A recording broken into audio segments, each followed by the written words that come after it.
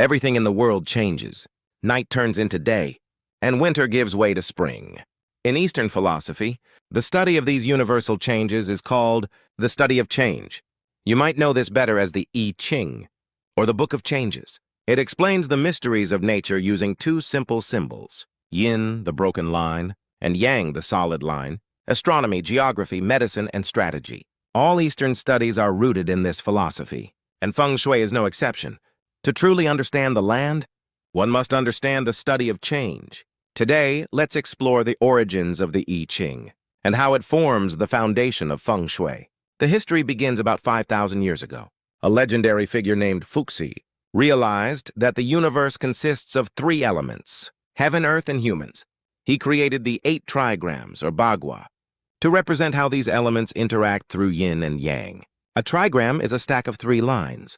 The top line represents heaven, the bottom is earth, and the middle is the human, connecting the two. Much later, about 3,000 years ago, King Wen of the Zhou dynasty stacked these 8 symbols to create 64 hexagrams.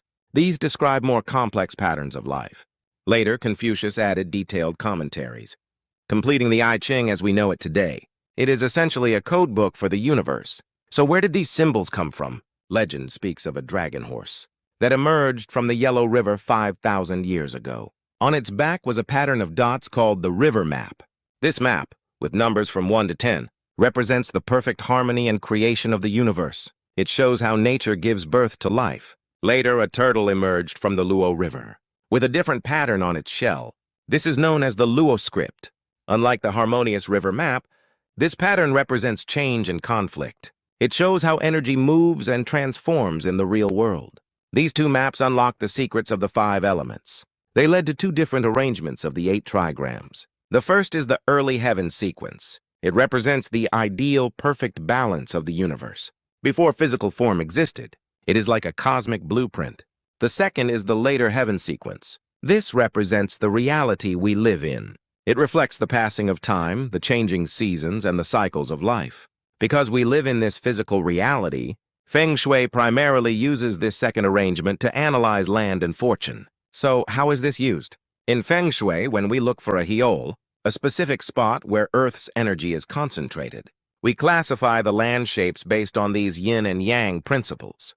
Furthermore, the Feng Shui compass, or luopan, is essentially a calculator based on these ancient maps and trigrams.